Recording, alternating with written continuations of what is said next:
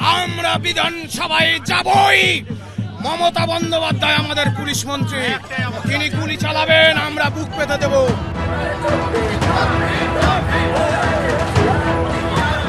সোমবার থেকে সরকারি স্কুলে নবম থেকে দ্বাদশ শ্রেণীর শিক্ষক নিয়োগের আবেদনের অনলাইন ফর্ম ফিল আপ শুরু হলো। আর এদিনও ফের আন্দোলনে রাস্তায় নামলেন চাকরিহারা শিক্ষক শিক্ষিকা ও শিক্ষাকর্মীরা। সুবোধ মল্লিক স্কোয়ার থেকে মিছিল, পুলিশের বাধা, রাস্তায় বসে স্লোগান, বাদ গেল না কিছুই।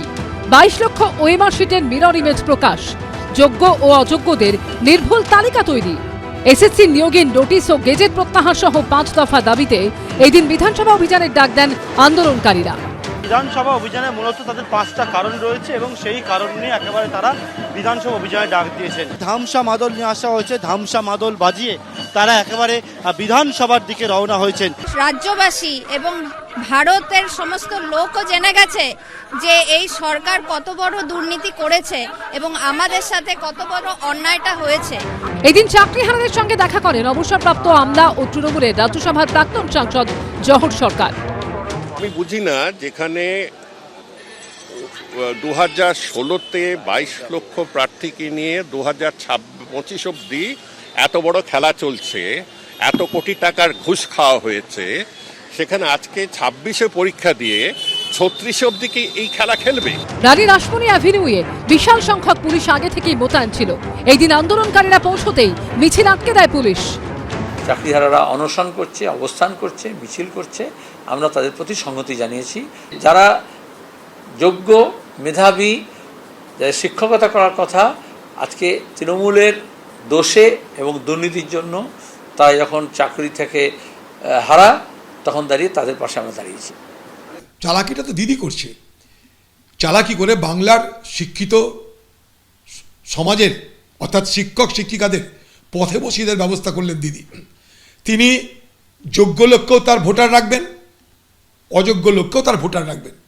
তিনি যারা পরীক্ষায় পাস করবে তাদেরকেও ভোটার হিসেবে ব্যবহার করবেন, যারা পরীক্ষায় ফেল করবে তাদেরকেও ভোটার হিসেবে ব্যবহার করবেন। আমি তো বলবো এই শিক্ষক কুলের এই দুর্গতি, দুর্ভাগ্য আমাদের দিদিকে স্পর্শ করতে পারে না। কিছুক্ষণ অবস্থানের পরে প্রথমে রাজভবন ও পরে বিধানসভায় যায় আন্দোলনকারীরা। অন্যদিকে সল্টলেকের সেন্ট্রাল পার্কে চাকরিহারাদের অপর অংশের অনশন এই দিন চতুর্থ দিনে পড়ল। 10 জন অনশন শুরু করলেও 7 জন আগেই অসুস্থ হয়েছিলেন। সোমবার আরও 3 অনশনকারী চাকরিহারা অসুস্থ হয়ে পড়েন, তাদের কলকাতা মেডিকেল কলেজে নিয়ে যাওয়া হয়। নতুন করে আরও 5 জন অনশন শুরু করেন। আন্দোলনকারী চাকরিহারা শিক্ষকদের এই অংশই আবার নতুন করে পরীক্ষা না দেওয়ার দাবিতে শিক্ষামন্ত্রী ও এসএসসি চেয়ারম্যানকে চিঠি দেন এই দিন। যত এখানে 26,000 যারা জবলেস রয়েছেন, আজকে প্রত্যেককে, যোগ্য অযোগ্য সবাইকে আজকে মুখ বন্ধ করে রাখা হচ্ছে। কারণ এই বাংলায় হিটলারি শাসন চলছে, কাউকে মুখ খুলতে দেওয়া হচ্ছে না এবং ক্ষমতার এত ঔদ্ধত্য। 26-এ আজকে যাদের এই 26,000 পরিবারকে, যাদেরকে উনি ধ্বংস করেছেন, হত্যা করেছেন, তারা তাদের 26-এ জবাব দেবে। সুপ্রিম কোর্টের নির্দেশের বাইরে কারোর কিছু করার নেই। শুধু এই যে করছেন বিভিন্ন, কেউ বলছে অনশন করব, কেউ বলছে পরীক্ষা দেব না, এর কোনো মূল্য নেই। ওদের প্রতি সহানুভূতি দেখিয়েও কেউ কিছু করতে পারবে না। www.westbengalssc.com এই ওয়েবসাইটে আবেদন করা যাবে। 14 জুলাই বিকেল 5টায় শেষ হবে অনলাইনে আবেদন নেওয়া। লিখিত পরীক্ষার সম্ভাব্য সময় সেপ্টেম্বরের প্রথম সপ্তাহ। বাংলা ও ইংরেজি 2 ভাষাতেই থাকবে প্রশ্নপত্র। ঐশী মুখোপাধ্যায়, কৃষ্ণেন্দু অধিকারী ও হিন্দোলদের রিপোর্ট, এবিপি আনন্দ।